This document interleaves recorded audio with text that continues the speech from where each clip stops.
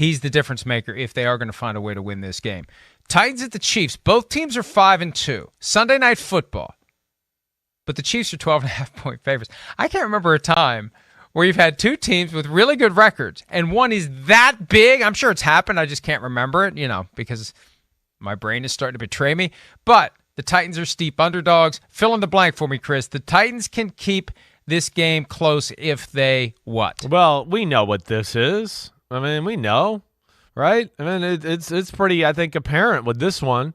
If they can run the ball and chew up clock, I think that's what they're going to look to do in this one. This is going to be old school for sure. The Titans' defense is getting better. There's no doubt about that. They're awesome against the run. But, of course, this ain't a running football team. They can run it more than they used to, so they got to respect it as far as Kansas City's offense. But, they got a tough challenge ahead. They haven't been great against the pass this year. We'll see, though. They are healthy on the back end there, and I think they can give them some problems. But, I think their offense is the key to the game. I mean, we know that them scoring points is a challenge, and Derrick Henry is certainly the driving force, and they got to keep him on the field and first downs and chew up clock. I got to think that they're going to win this football game or even keep it close, really. Well, and that's the key. Keep Patrick Mahomes on the sideline. Get him frustrated when he's out there. It's a formula that comes up all the time. When you're talking about a great offense, the less it's on the field, the better the chance you have of keeping it from doing the things that make it great. And Derrick Henry, hey, how have we kind of gotten to the point where we're bored with, or we just take for granted and we don't factor in the greatness of Derrick Henry? Remember when they were getting ready to play in the postseason? It's like, well, how are they going to stop Derrick Henry? What are they going to do? What is the formula here? I mean, the Titans had him on the ropes that year. Derrick Henry was unstoppable, and he was unstoppable by the Texans. And maybe just people look at it and say, well, it's the Texans and they're not very good. But if Derrick Henry runs like he did on Sunday, yeah, it's going to be hard to cover the number if you're the Kansas City Chiefs. Yeah, it will be. No, you're right. That's the big thing. Now, the one thing I'll say, even in those matchups we talked about, last year Derrick Henry had his way against the defense, against Kansas City's defense. Remember, Kansas City was struggling, and I think that it was a loss that maybe brought them to 4-4 last year. It was the game where Patrick Mahomes, and you were just like, oh my gosh, I don't know what's wrong with him. It says there's people open everywhere. He's not seeing them. He's leaving the pocket. But, you go back to the AFC Championship game, and the Chiefs did a pretty good job of stopping Derrick Henry. Traditionally, the Chiefs have been able to stop these type of teams and not let them run roughshod all over them, especially when it's a team where there's not a great passing attack where they have to worry about. That's where Spagnuolo, I think, is very creative, and he'll come up with ways to slow the run game down. And there's still a physicality element that we all don't give the Chiefs credit for because they're sexy and they throw the ball and do that. But there's very few games I can remember in the last 5 years where I go, ooh, that team out-hit the Chiefs. The Chiefs bring it. And it'll be fun to watch this game on Sunday night. This is a good one. I think it's going to have a lot of say of what happens here in the AFC. To consider potential transactions, the Snyders remain committed to the team, all of its employees, and its countless fans to putting the best product on the field and continuing the work to set the gold standard for workplaces in the NFL. It's B of A, just so you know. It's B of A. I know, but I know it's B of A, but it looks like BOFA. Okay. Do you know what BOFA is? No, I don't. No, I know what B of A is. So you have another phrase too? Look, you got all the phrases today. BOFA. Yeah. So it's one you can't say on air here? I think I can because they were saying it on Eisen's show yesterday. Which if they're saying it on Eisen's show, then what? We got to say it here. We can't let them out one up us. Well, I'll tell you a story because it all linked together. Because PFT commenter, who is a huge fan of the Commanders, came to my house 6 years ago to interview me. Now, I didn't know who he was. I didn't know his name. I just knew he was this crazy guy that did and said crazy things on Twitter, and his career has blossomed since then, and I love the guy. He's my internet son, and we have a great relationship. He wanted to come to my house and interview me. It's like, this is my house. I don't have a workplace. I have a house. So you at least have to tell me your name. That's how I found out his name. I said, you're not coming to my house unless I know what your name is. Anyway, as he was interviewing, the last question for me is, how do you feel about BOFA?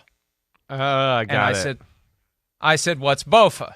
And his response was Bofa D's nuts. Yes, gotcha. That's so when you see Bofa, you think so. That's why I suggest a rebrand.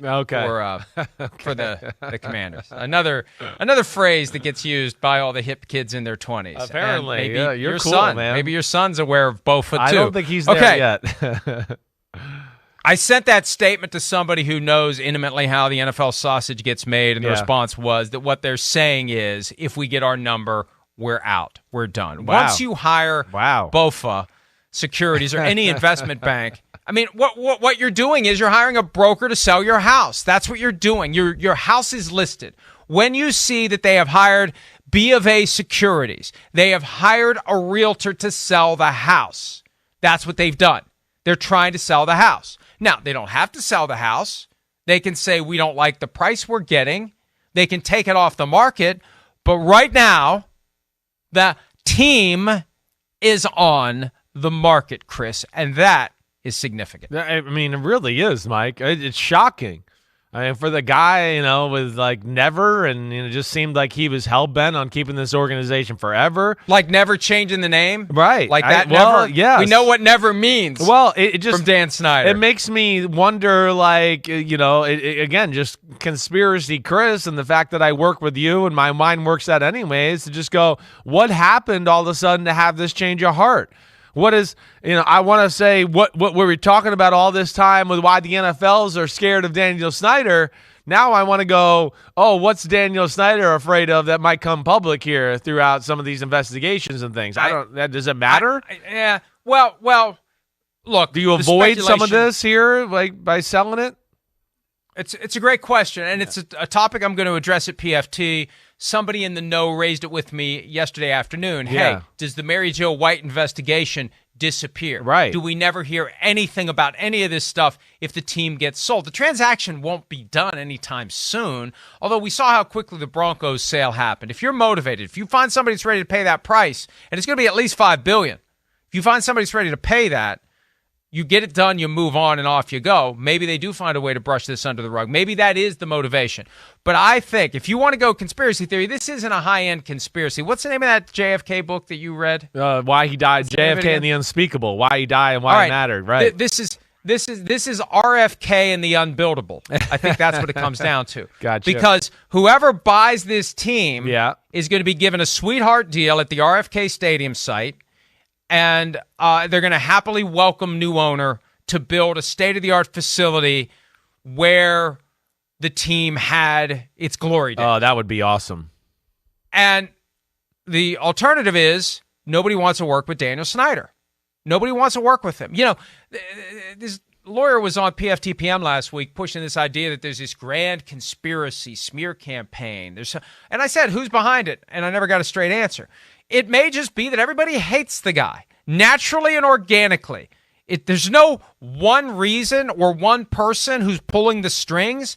Everybody hates him. Yeah. Nobody wants to deal with him. Mm-hmm. None of the politicians want to deal with him. He's the most unpopular figure in all of sports right now. No one wants to deal with him. You're not going to get your stadium anywhere. The only way a stadium's getting built is if you sell the team. And the thinking is a new owner would get a great deal at the RFK site, build the stadium, and everything would be fine. And one of the crown jewel franchises of the NFL gets resurrected. Right. That's the explanation. It's not as fascinating as the idea that they're trying to cover stuff up again, but we already know they covered stuff up. They covered up the Beth Wilkinson investigation, so what a shock if they'd be trying to cover up this one. But the real one, with, I think, the information and the evidence and the facts that would have caused a significant problem for Snyder, was Wilkinson. This is just a follow-up that may be inconclusive in multiple respects. It's the Wilkinson probe that has all the goods, I think, that would have created a groundswell of public opinion that Snyder has to go. I guess. I mean, it's hard to kind of wrap your head around this. Now, I mean, what about some of the investigation that's going on about, the economics of Washington? I mean, is this, that's another thing, right? That's coming out here. Is they going to be able to avoid that if he sells the team? I mean, that's where I find it kind of odd that story has come out, and now we're talking about this too, where it just, conspiracy Chris, that's where my mind went. Here's the other side of it as well. The process of buying this team includes a period of what they call the due diligence, where you send people in and they review all the books. They look at all the liabilities, who's inheriting these liabilities. Well, they got some potential civil liabilities if there is evidence that there were security deposits that fans made that weren't refunded. That was part of the information that was in the long letter that went from the House Oversight Committee to the Federal Trade Commission and was copied to 3 state attorneys general. The U.S. Attorney for the Eastern District of Virginia, federal prosecutor,